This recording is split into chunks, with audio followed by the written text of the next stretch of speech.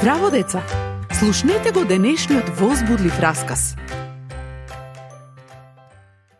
Кога конечно ќе дојде? Сашо одвај чекаше. Продолжи да трча кон прозорецот. Мамо, кога ќе дојде тато дома? Нема да биде премногу долго. Планот е денеска да дојде дома од службеното патување. Се надевам дека нема да заглави во сообраќајот. Ќе ми донесе нова компјутерска игра.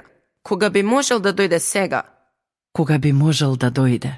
Луѓето во Израел го помислиле ова пред многу години.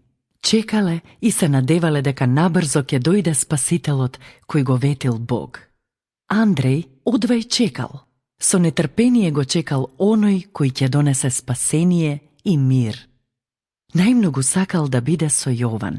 Секогаш зборувал за него и дури го имал видено. Тогаш дошол најубавиот ден во животот на Андреј. Застанал покрај Јован кај реката Јордан, кога Јован одеднаш извикал: Гледајте, тој е овде, Исус, ветениот Спасител. Андреј гледал таму каде што стоел Исус. Овде, конечно е овде. Андреј сакал да го запознае Исус.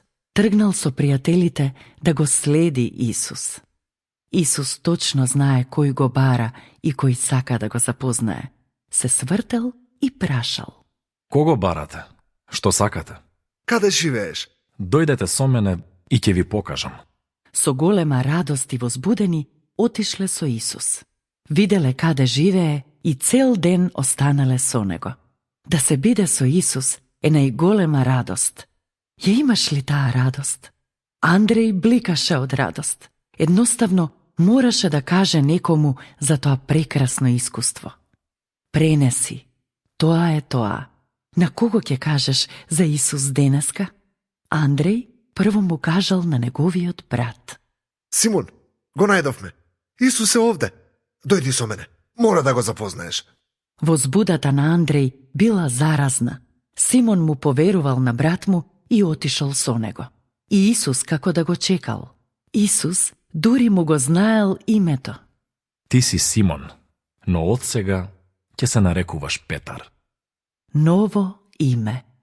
Ова значело дека Исус ќе го направи нова личност. Наоѓањето и следењето на Исус ќе не измени. Тоа ме охрабрува, зашто тој ме менува и мене. До следното слушање. Ако сакаш да не контактираш или ако имаш прашање, пиши ни на radio7kids@gmail.com. Чао!